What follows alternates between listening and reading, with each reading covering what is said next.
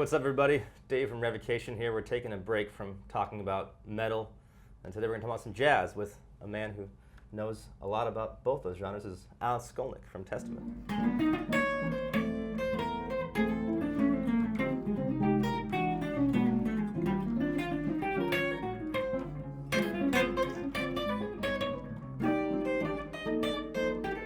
What was maybe your first exposure to jazz, and what were some records early on that really got you into the genre? Well, I came about jazz through the electric music of Miles Davis. I actually grew up around a lot of jazz, growing up in Berkeley, California. Mm-hmm. I was a Joe Satriani's student. Oh, cool. And one of the fellow students was Charlie Hunter. He knew a lot of jazz musicians, and there were some guys like Joshua Redman was around, mm-hmm. and some of these heavy names. I had appreciation for it, but I hadn't gotten the bug for it, and it was all about Van Halen and Ozzy. When we were doing the second Testament record, before it was time to do my tracks, I was watching TV. I saw Miles Davis on TV doing one of his electric bands, and I didn't know that was jazz. Because this was the period where he had like screaming electric guitar. Right. I'm not sure who I was watching, but it was probably Stern, Schofield, or Robin Ford. Mm-hmm. And that music incorporated so much. It incorporated funk, world percussion. So I really got inspired by the electric Miles Davis. And then I found out that to play any of those licks, you needed a vocabulary in straight-ahead jazz. So I started learning it out of necessity, and then I realized, you know what, I'm kind of digging this straight-ahead jazz thing. How did you get into it? For me, it was one of my teachers in high school. So I was full throttle heavy metal dude back then. That was like really all I cared about was like Metallica, Pantera, all those bands. And I remember he put was it Pat Martino's solo from Just Friends in front of us off the El Hombre record, and we had to learn the whole thing. We basically had a performance coming up where it was a guitar like quartet sort of thing. So it was like 4 guitar players with the backing band, and we had to play the solo all together in unison, like note for note. And I just realized like at that moment just how ass-kicking jazz really was, and I fell in love with the phrasing and just the note choices, just the way of sort of thinking about soloing over changes rather than in metal. Oftentimes it's sort of like a static chord that maybe will move after 8 bars or so, or something like that. So you had to kind of think a little bit faster.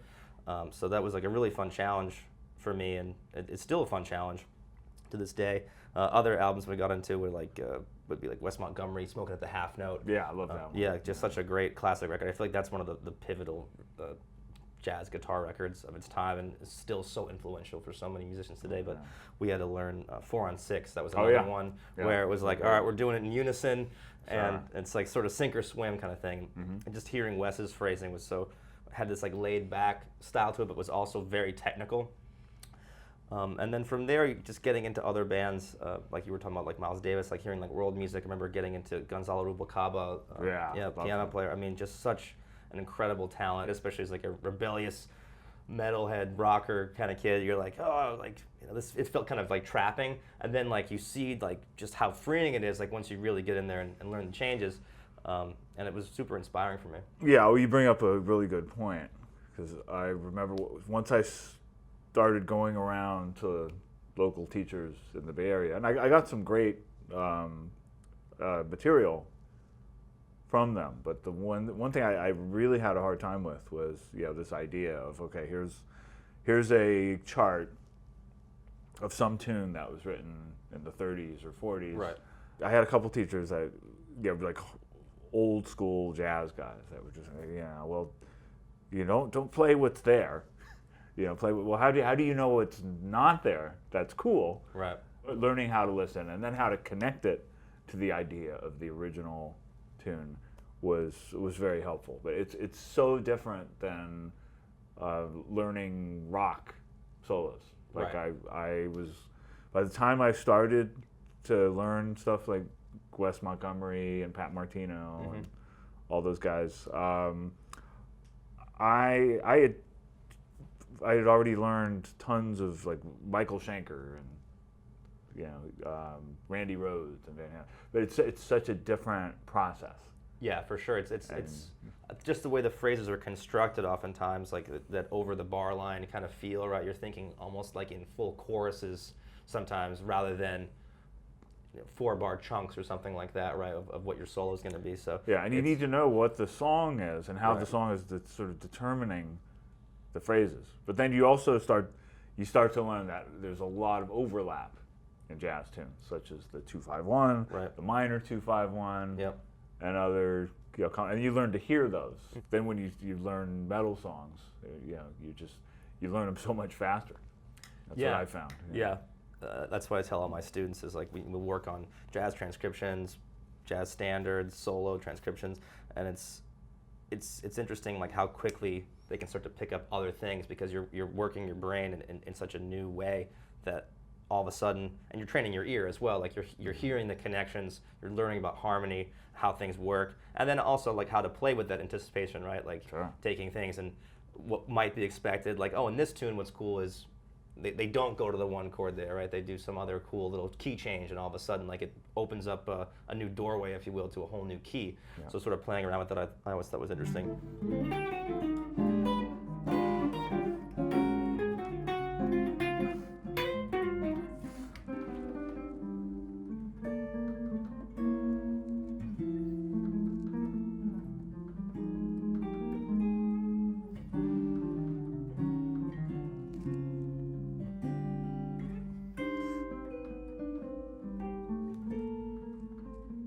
What have you gotten out of jazz that you maybe applied to your metal playing specifically? I've found ways of applying it. Mhm. I feel like I've had to be careful, and I've sometimes when I'm working on solos, I'll catch myself. I say, okay, this is a little too too jazzy. Right. I don't want it to sound like jazz. I still want to respect the medium. Right.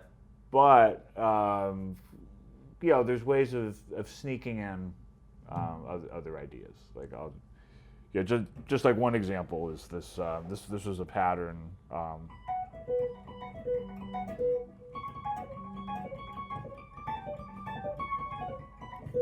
Right. I think I did that on a tune called "The Evil Has Landed" Uh-huh. on the Formation of Damnation. Obviously with distortion. Right.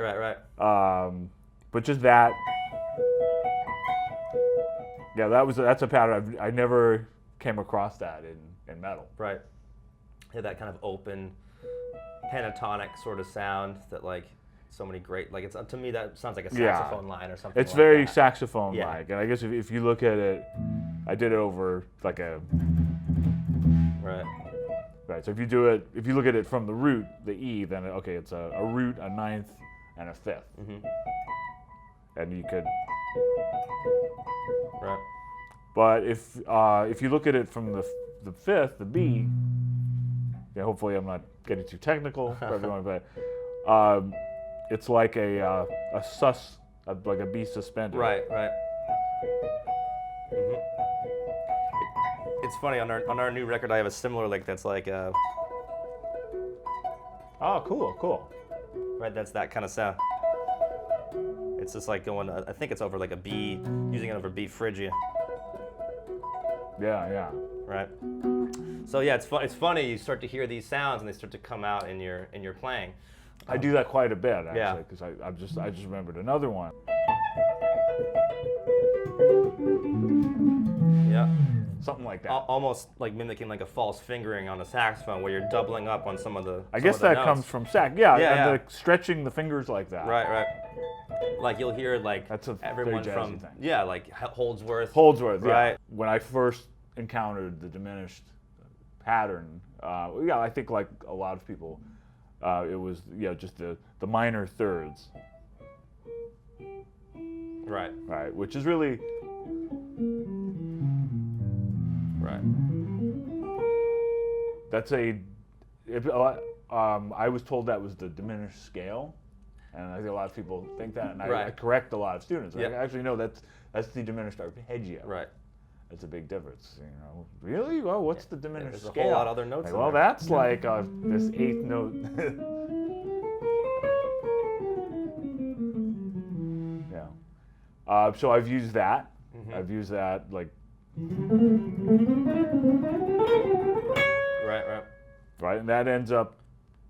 It just sounds a little more interesting than just the normal natural minor scale. No, nothing wrong with those, but of course, yeah. they've been done They give, so much. Gives you a different color, right? Different flavor to it. You could always sweep look at it like, too, right. which you're kind of doing.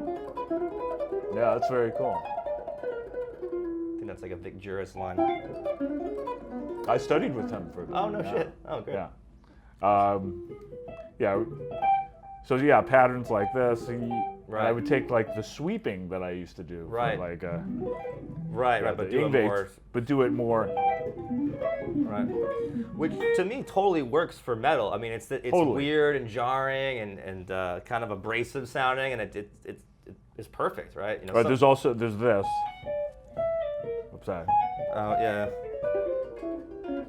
Yeah, the Coltrane. Yeah. So I've snuck that in. More Than Meets the Eye. That testament was a pretty well-known testament song. Right. It has that, Right. and nobody stops and says, "Hey, it's too jazz." You know what I mean? Because it's got an attitude. It sure. works. But I sneak it in, and I go back to more conventional stuff.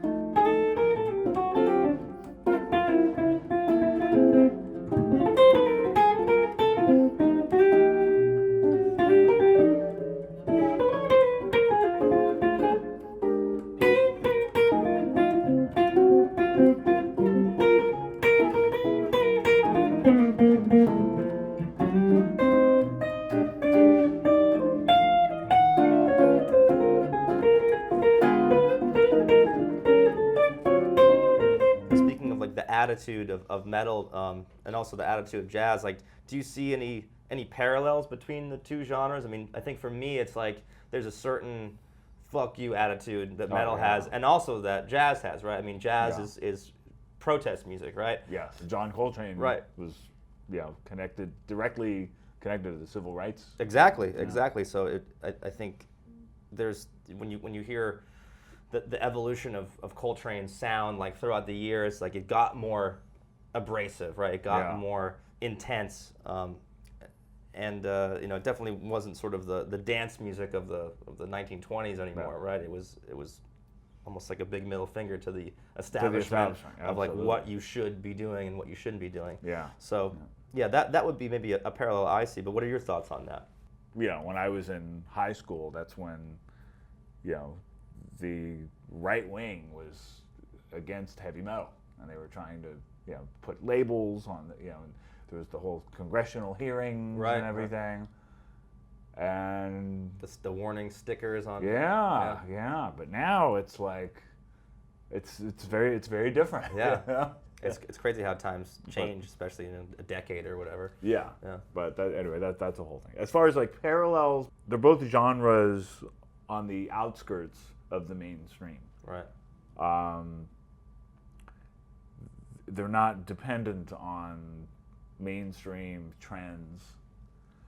Occasionally, somebody from jazz becomes a mainstream artist on some level. I mean, it really hasn't happened in a while, but it's not the be-all, end-all goal, though. I don't think, right? Right. Like it's. But you've had like George Benson in the Right. 70s.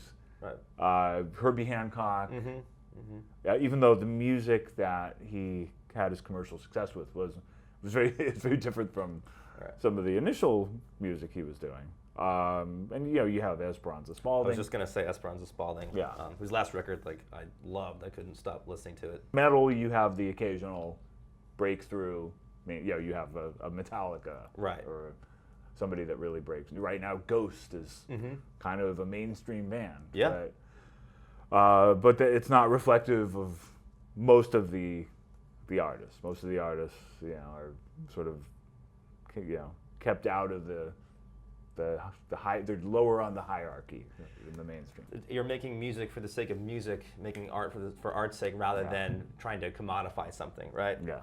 So that's another thing that I always loved about that is like, there's a certain technical demanding nature to both genres, right? And Yeah. there's a certain fearlessness in the saying, like, okay, I'm going to do whatever I want because, you know, this is my sort of form of expression, and I'm not worried about being played on the radio. I'll do a Right. 7-minute long song if I want in a metal band, or okay, we'll take 30 choruses of this like 14-minute long extended free jazz, crazy freak out piece, right? It's more Yeah. about just making the art and making That's the the music. spirit of it. But I think within both scenes, or within both genres, there are examples of people who try too hard Right. to do it like you're supposed to do it, and end up kind of sounding like cookie cutter versions of the music. And then you also have real stubborn people within both genres who Right. Elitists, if you will, that who aren't open to any other Right. music. Right. I think that's the minority, and some of the most respected jazz people I know are very open to metal and very Right. respected. When I would take lessons with Vic Juris, we would talk about it. Right, right. It's not what he plays, but Right, but he appreciates he it. gets it. Right. Yeah, he can see why people like it. Right, And, there's plenty of metal people that appreciate jazz that might not play it like we do, Right. but they're open to it.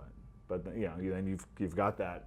You've always got that subgroup of stubborn purists, and they tend to show up in comment sections Right. online. And that's when you're throwing in that altered diminished line in there for to get them right. all in an uproar. Yeah.